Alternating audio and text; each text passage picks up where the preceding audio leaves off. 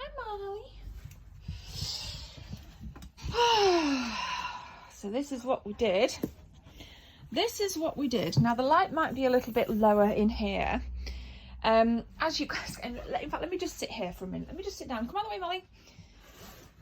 So yeah, this is what we did. As you guys can see, it is not set up yet. The reason is things have to be rearranged around the game room. Now, some things already have been rearranged, but I'm not going to show you because I'm thinking about doing an updated game room tour. A lot of people have suggested, why don't I kind of have this out there or in the bedroom or downstairs? The reason is we have cats and they'll jump all over everything, and I don't want it to be kind of knackered, basically. So it has to go in here, but where it's going to go, I have no idea. I just don't know what to say. It's kind of odd, but we're going to talk about it because I've got other like pickups to do as well, pickups to show you guys. But over the course of this week, I think this will come together.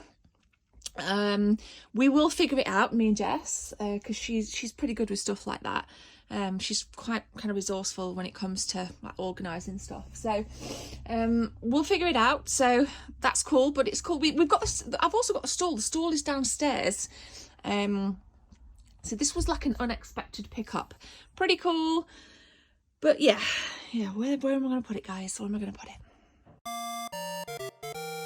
That's right, behind the camera we've got the Turtles in Time arcade cab from Arcade 1-Up, isn't it? Arcade 1-Up. Purchased at Smith's Toys in the last episode with the bar stool. Now, I was praying that it would actually be set up for this episode, but as you guys have just seen, I'm really struggling in here for room. So over the next couple of days, it will be set up, it will be in the next episode, and it will be having its own certified place here within the Lady Lounge. So pretty stoked with it, really. And I didn't actually realise, but it has the NES arcade version of Turtles as well. So you only get 2 games in, but I think it's awesome that it's 4-player. My brother's already agreed to come around, he's in my bubble, to come around and play some Turtles on the arcade machine, or as close as it will actually get. It was definitely a popular one back in the miners' welfare when my grandma used to kind of like chuck us in the kids' room and they'd all be playing bingo and, you know, drinking and smoking in that room in the main kind of area, and we'd be slamming the 10p's in the arcade. That was one of them. So massive nostalgia vibes. What a great start to 2021 as well. But I have other things to show you as I've been out and about. Before we went into tier 4 lockdown, I was out and about, so lots of kind of cool stuff acquired. Now I'm going to start with some GBA titles. Now I bought this from Facebook Marketplace, so shout out to the chap that I purchased them from. He actually has quite a good collection himself, and from what I'm led to believe, these are original cartridges. £30 for these 3. No, £20. That's why I was a bit suspicious, because they were quite cheap for really good Pokemon titles. So we have the Fire Red version. So I'm going to kind of keep that at the camera. I just want you guys to have a good look at the sticker right there. There'll be some very keen-eyed viewers, I'm pretty sure. From what I've looked at online, these are pretty legitimate. Okay, so we got the Fire Red. If they're not, they're not. Pokemon Leaf Green. Again, I'm just going to kind of keep it there, give you guys a minute just to really kind of take a look at this cartridge and tell me if you think it's legitimate or not. And then we have the Ruby version as well. So again, whacking that right at the camera. What do you guys think? I think, like I said, from everything that I've looked at online, these cartridges do seem legitimate. And the reason as to why they were so cheap is that the chap just wanted to clear out some stuff in the attic. So, I was kind of happy to take them off his hands. As you guys know, I've been hugely fangirling over Pokemon for a number of months now. So, really stoked to get them. I think I may have another Ruby version kicking about somewhere, but I am going to be putting some doubles on my eBay page, which I am going to be linking through my website, juicygamereviews.com. So if you go to the website, That's where you can see if I sell any of my doubles. You'll be able to click through onto my eBay, so go and check that out. Nothing's on there yet though, so don't kind of rush. I'm certainly in no rush. Now PS5, we're firmly into the PS5. I decided I wanted a new controller, so I thought I'd get one as a backup, because I need to kind of have this on charge, so that when that one runs out, I can just kind of pop this one in if I don't like, because I kind of sit quite a ways back from my TV, and the charging cable doesn't reach.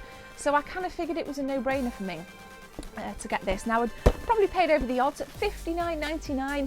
They do retail at that, but a lot of retailers have been stepping them down to 50 quid, £54. But surprisingly, I saw one of these on Facebook Marketplace for 30 quid the other night. And I'm like, what? That seems just a little bit too cheap. But I guess we can't argue, because at least it's the opposite of scalping, selling the accessories cheap rather than high. So this is brand new, obviously, still in the box. Need that in the PS5 collection. And I've finally acquired my very first tangible PlayStation 5 titles. We've got Immortals Phoenix Rising, which unfortunately I paid massively full price for, and then it went down in price. So this was my very first real PS5 game, because all of my PS5 games, my actual PS5 games, are digital. I was gifted to them by my good friend down at PlayStation in London. So this is my first physical copy, yes!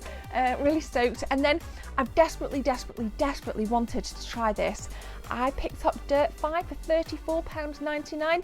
Obviously this is optimised for the PlayStation 5. And I am very much looking forward to seeing what this has to offer me graphically. And as much as I'm not a racing kind of girl, I'm willing to give it a go. I'm willing just to kind of kick back, chill out with a little bit of Dirt 5. So check it, 2 PS5 games, controller, really stoked. I'm a little bit of retro. We've still got more to show you guys as well. And an arcade cab. I mean, 2021, it's going off with a bit of a bang so far. I'm going to give you guys a little tip off. All right. Got 3 of these. These are 99 pence each. On sale in game. These are the Perception bobbleheads. They're all the same. There's kind of one there and one there. Don't need to kind of show you them all. Let's have a look. These are sealed as well. So let me. Now I do have one of these. I don't know if it's a Perception one. But now I've ended up with 3, potentially 4 if the one that I own already is Perception. I've got nothing around me to kind of cut this with, so we'll just have to persevere. There we go. I'll know straight away if I've already got it, so let's have a butcher's. But 99p, I thought that was worth just picking them all up, even if I like gave them away or something, like maybe give my brother one. I don't know what I'm going to do with them. I don't own this, so that's cool. So here it is, little Vault Boy. Whoop, whoop. Check it out. Now, you may not be a fan of Fallout 76. This is obviously from the Fallout 76 universe, not Fallout 4. But kudos to Bethesda for sticking with the game and developing it to getting it to a point where there are now more players and fans of Fallout 76 than what they were at launch. We seem to be in this culture of really poorly launched games. What with Cyberpunk, Fallout 76, and then 2014 saw No Man's Sky, but you know, I think I need to get back on Fallout 76, and I have dipped in and out of Fallout 76 over this last year especially, and what I've played I've really enjoyed, so maybe it's time to dive back in again. I have streamed it once and it wasn't too bad. I'm not a huge fan of the building stuff, I've said that, but I guess can't win them all, I guess. So yeah, I'll jump back into that, and I just want to put it out there that I'm very optimistic as well for CD Projekt Red to really kind of tweak Cyberpunk 2077. Do I think what they did was wrong? Absolutely. Very misleading marketing, shameful, awful. I don't know if their reputation will ever recover, but Hello Games' reputation has recovered. And now No Man's Sky is a thing of beauty, and it's very popular on Xbox camp and PlayStation camp as well. So we'll see for CD Projekt Red going into 2021. I know we have an update patch for January, a big one. We're in January now, and then we've got a big patch coming in February as well. So I'm excited to see what it brings. Please let it be noticeable, because I'm kind of don't really want to play it again until the big patches come out.